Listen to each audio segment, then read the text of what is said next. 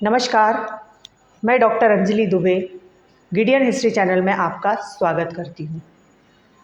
हमारा आज का जो वीडियो है उसमें हम विस्तृत रूप से बात करेंगे प्लासी के युद्ध की, जो 23 जून 1757 ईस्वी को हुआ। कर्नाटक में 3 युद्ध जीतने के बाद जब अंग्रेज़ों ने अपना प्रभुत्व वहाँ स्थापित कर लिया, उसके बाद बंगाल एक ऐसी कड़ी थी जहां उत्तराधिकार को लेकर संघर्ष की स्थिति बन रही थी। इसका फ़ायदा अंग्रेज़ों को मिला और बंगाल की राजनीति में उन्होंने भाग लिया।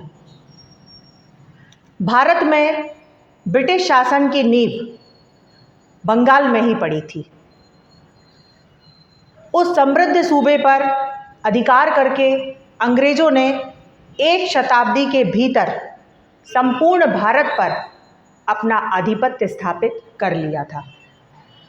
बंगाल पर अपनी सत्ता की स्थापना करने हेतु ईस्ट इंडिया कंपनी को प्लासी का युद्ध लड़ना पड़ा और प्लासी के बाद बंगाल इनके हाथ में आ गया और एक और युद्ध होगा, वह रहेगा बक्सर का युद्ध। तो आज हम चर्चा करेंगे प्लासी के युद्ध की, जो 23 जून 1757 में हुआ। सबसे पहले हम प्लासी के युद्ध के कारणों पर प्रकाश डालेंगे। इसका जो प्रमुख कारण सामने आता है वह है आंतरिक कलह तथा सिराजुद्दौला का अनिश्चित उत्तराधिकार। बंगाल की अगर हम बात करें तो वहाँ का जो नवाब था उसका नाम था अली वर्दी खां, जिस समय प्लासी का युद्ध हुआ। अली वर्दी खां का कोई पुत्र नहीं था, उसकी 3 पुत्रियां थीं और तीसरी पुत्री का जो लड़का था उसका नाम था सिराजुद्दौला। अली वर्दी खां चाहता था कि उसके बाद सिराजुद्दौला गद्दी पर बैठे। उसकी 2 और पुत्रियां क्रमशः ढाका और पूर्णिया के शासकों को ब्याही गई थीं, जो अली वर्दी खां के भाई के ही पुत्र थे। ढाका शासक की विधवा घसीटी बेगम नहीं चाहती थी कि सिराजुद्दौला गद्दी पर बैठे। जो दूसरी पुत्री पूर्णिया में ब्याही गई थी, वह चाहती थी कि उसका लड़का शौकत जंग गद्दी पर बैठे और इन सब ने मिलकर सिराजुद्दौला के खिलाफ षड्यंत्र रचना शुरू किया।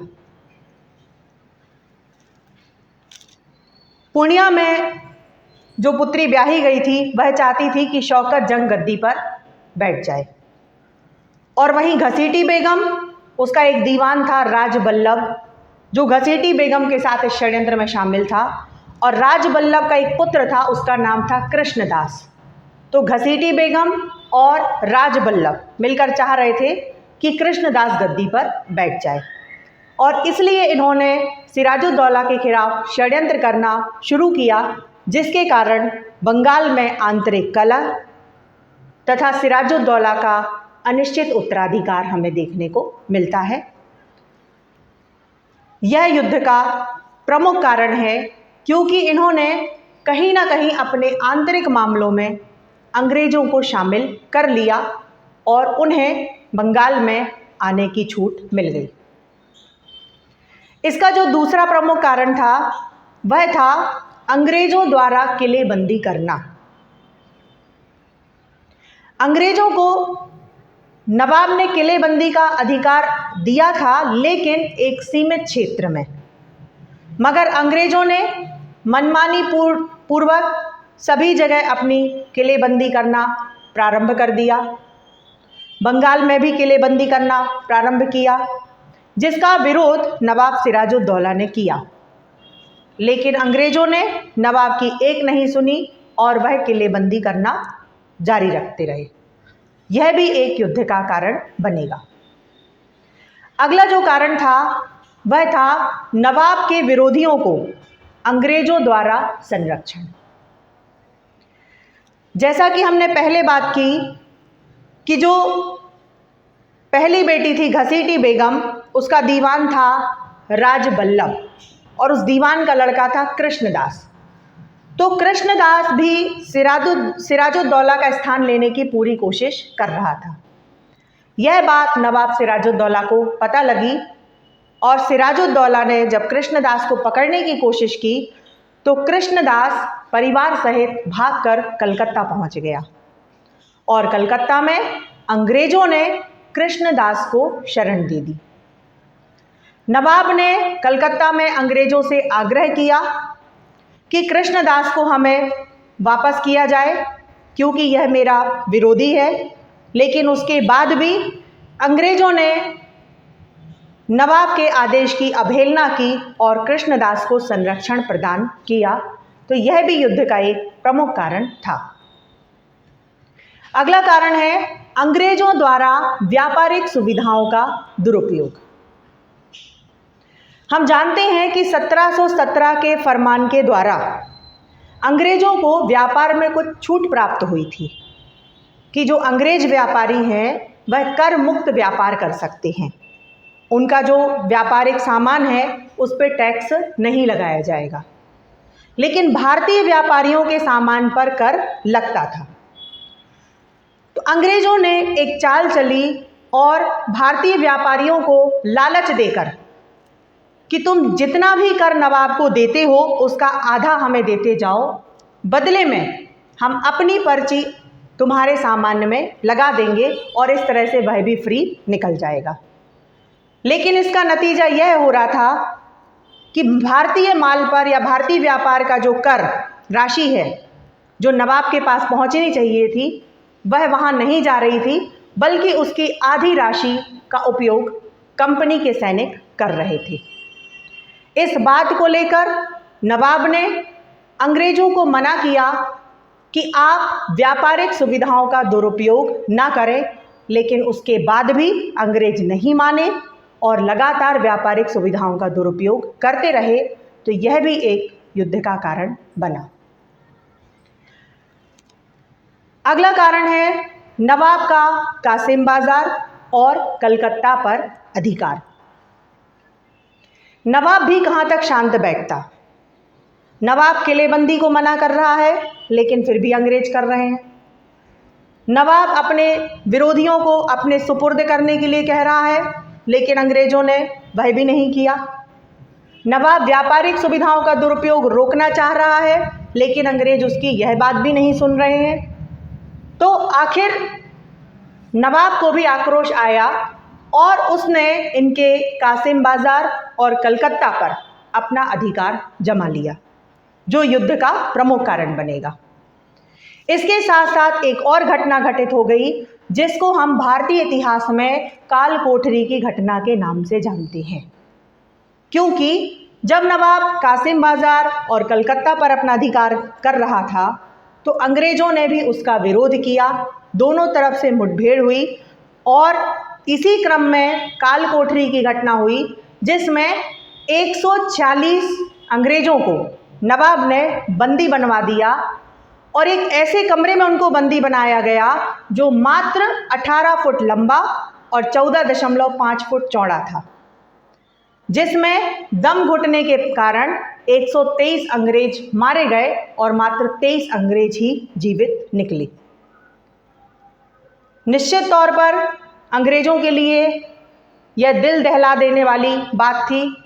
इसके कारण उनका आक्रोश और ज़्यादा बढ़ गया और यह युद्ध का एक प्रमुख कारण बनेगा। इसके बाद हम बात करेंगे शौकत जंग की पराजय तथा मृत्यु। शौकत जंग, जैसा कि मैंने आपको पहले बताया, जो दूसरी लड़की थी उसका लड़का था शौकत जंग और वह चाहती थी कि शौकत जंग गद्दी पर बैठ जाए।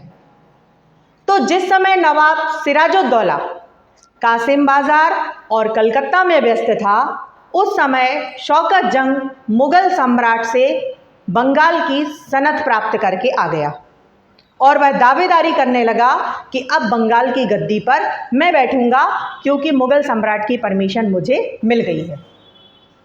इससे पहले कि शौकत जंग नवाब के विरोधियों से मिलकर प्लानिंग करता, नवाब को ये भनक लग गई और नवाब सेना लेकर के वहाँ पहुँचा और शौकत जंग को न केवल पराजित किया बल्कि उसको मौत के घाट भी उतार दिया।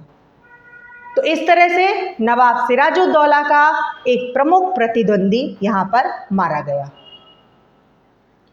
इसके बाद नवाब को सचेत हो जाना चाहिए था कि इस बात का बदला अंग्रेज और जो भी हमारे विरोधी हैं, चाहे वह घसीटी बेगम हो, चाहे वह राजबल्लभ हो, चाहे वह कृष्णदास हो, ये लोग जरूर लेंगे। लेकिन नवाब की ये कमज़ोरी थी कि वह इस स्थिति को भांप नहीं सका। तो अगले पॉइंट पर हम बात करेंगे नवाब की निष्क्रियता तथा उसके खिलाफ षड्यंत्र। नवाब ने सोचा कि शौकत जंग जो एक मुख्य प्रतिद्वंदी था वह मारा गया और अब उसे कोई खतरा नहीं है, और नवाब एकदम निष्क्रिय हो गया और बल्कि भोग विलास आमोद प्रमोद में लिप्त हो गया, जो सिराजुद्दौला की सबसे बड़ी मूर्खता साबित हुई। इतने में कलकत्ता से भगाए गए अंग्रेज जो थे वह मद्रास पहुँचे थे। मद्रास में उन्होंने अपनी तैयारी जोर शोर से करी। क्लाइव और एडमिरल वॉटसन ये दोनों एक बड़ी सेना लेकर के कलकत्ता पहुंच गए। कलकत्ता पर अंग्रेजों का पुनः अधिकार। क्लाइव और वॉटसन के नेतृत्व में जब एक बड़ी सेना कलकत्ता पहुंची तो उन्होंने वहां पर हमला किया और कलकत्ता पर पुनः अपना अधिकार स्थापित कर लिया।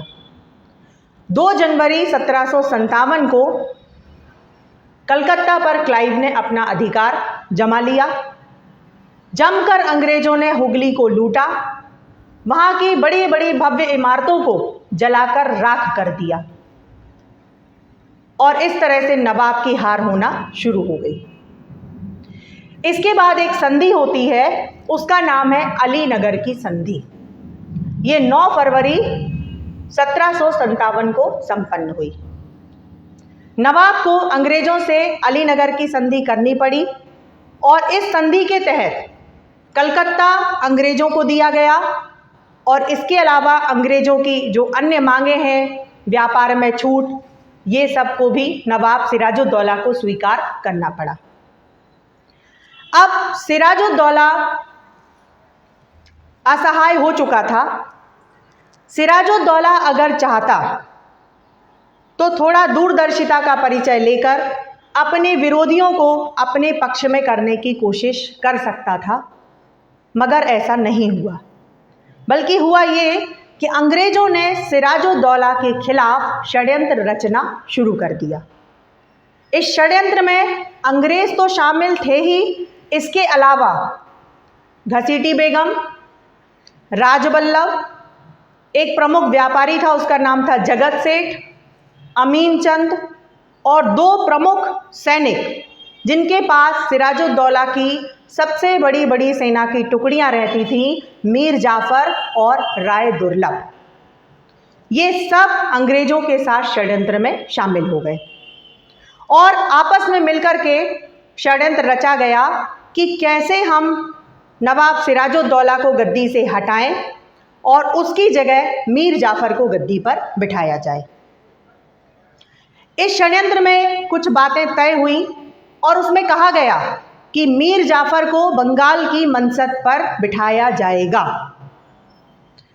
अब आप ध्यान दें, मीर जाफर के पक्ष में केवल एक पॉइंट था कि उसको बंगाल की मनसब पर बिठाया जाएगा और किन शर्तों के अधीन बिठाया जाएगा। तो उससे कहा गया कि कंपनी के साथ मीर जाफर को आक्रामक और प्रतिरक्षात्मक समझौता करना होगा। दूसरा, उससे कहा गया कि कलकत्ता के विनाश के लिए 1 करोड़ की क्षतिपूर्ति मीर जाफर अंग्रेजों को देगा।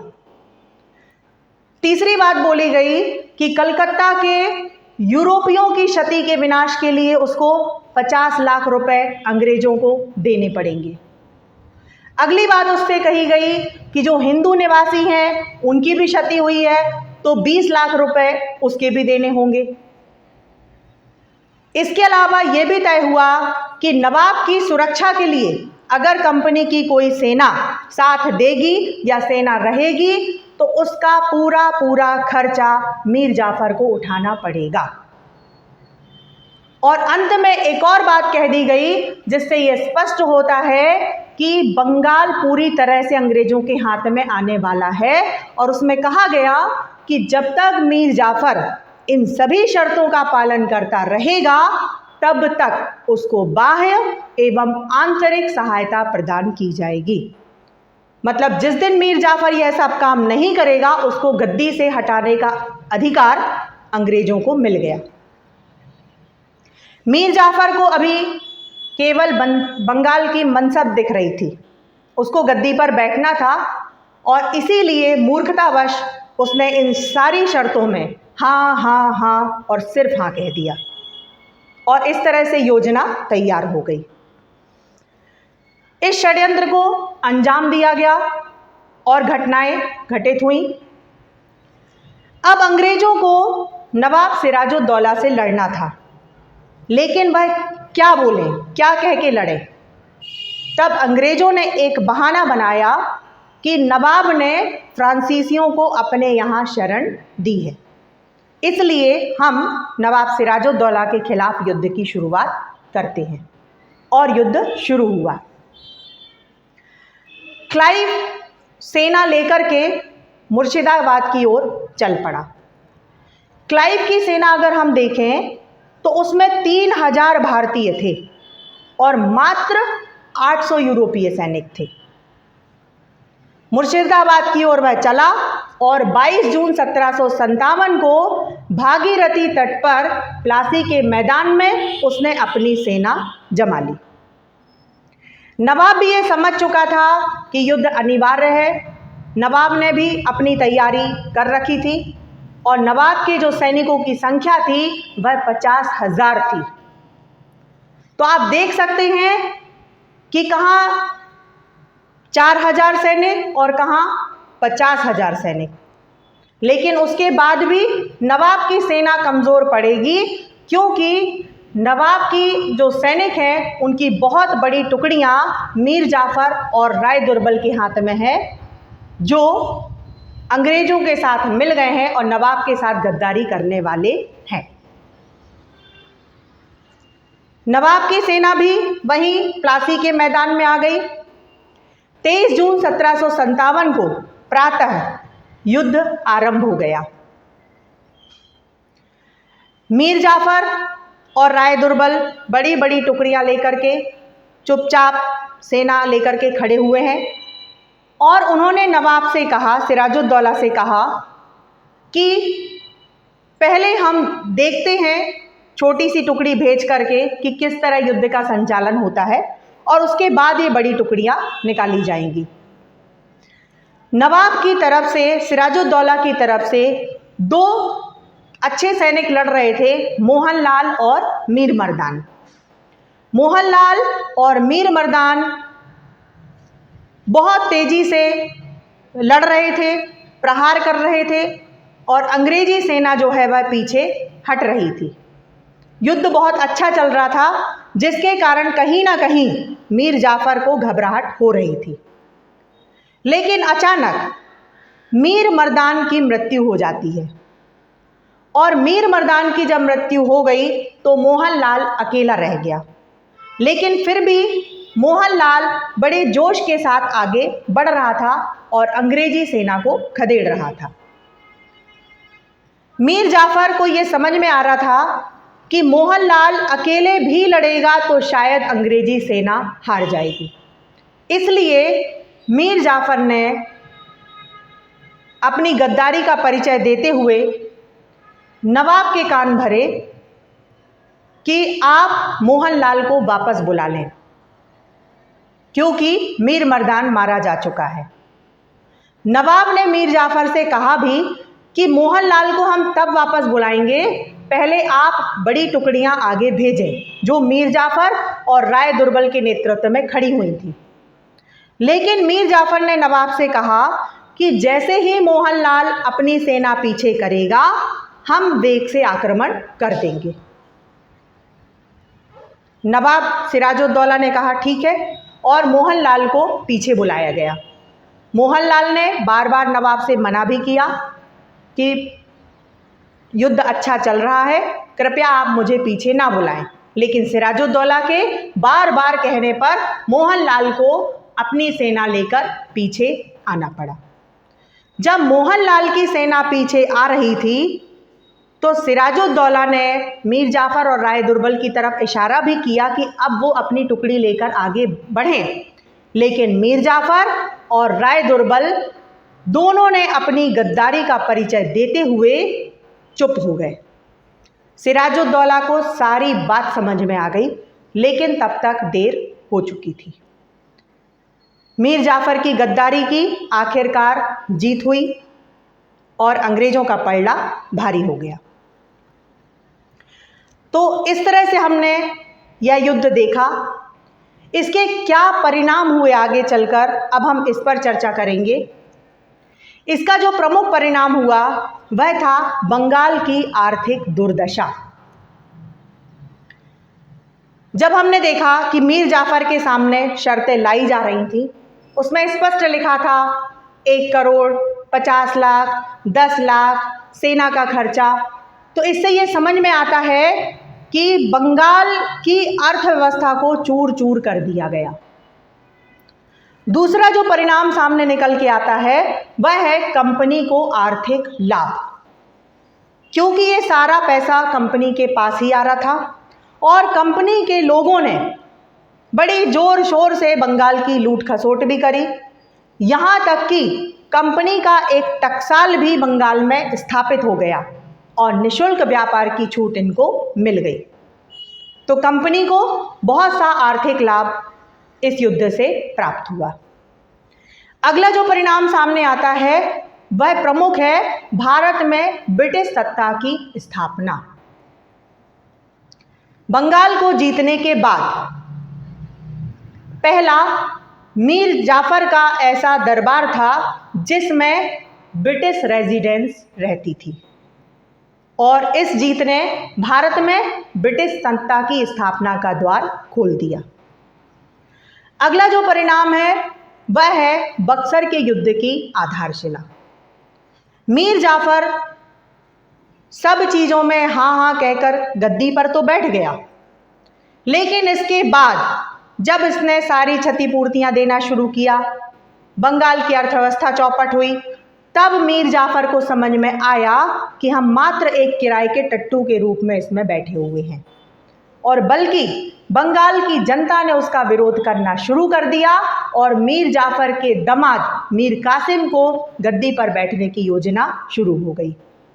यहाँ से स्पष्ट हो गया कि जब भी मीर कासिम गद्दी पर बैठेगा तब अंग्रेजों के साथ अगला युद्ध होगा, और बक्सर के युद्ध की आधारशिला यहाँ पर तैयार हो गई। इसका जो सबसे प्रमुख परिणाम हुआ वह था कंपनी के गौरव में वृद्धि। कुछ भी हो, बंगाल के माध्यम से इनका राजनीतिक महत्व बढ़ गया, इनकी अर्थव्यवस्था बढ़ गई, इनकी शक्ति सबके सामने आ गई और एक तरह से कंपनी के गौरव में बहुत अधिक वृद्धि हुई। तो इस तरह से हमने आज अच्छे से प्लासी के युद्ध को समझा। मैं आशा करती हूँ कि आपको यह युद्ध पूरी तरह से समझ में आ गया होगा। इसके बाद अगले वीडियो के माध्यम से हम जानेंगे कि बक्सर का युद्ध क्यों हुआ, उसके क्या कारण थे और कैसे बंगाल में दोहरा शासन स्थापित हो गया। धन्यवाद। आज का वीडियो जिन संदर्भ ग्रंथों पर आधारित है वे आपके स्क्रीन पर हैं। यदि आपको ये वीडियो अच्छा लगा और भविष्य में आप भारतीय एवं विश्व इतिहास को क्रमबद्ध रूप से जानना चाहते हैं तो आप इस चैनल को लाइक करें एवं सब्सक्राइब का बटन दबाएं। आपके सुझाव सदैव आमंत्रित हैं। साथियों, इस चैनल का उद्देश्य किसी भी रूप में व्यवसाय बिल्कुल भी नहीं है। इस चैनल के द्वारा संपूर्ण इतिहास का ज्ञान पूर्णतः निःशुल्क प्रस्तुत किया जाएगा। धन्यवाद।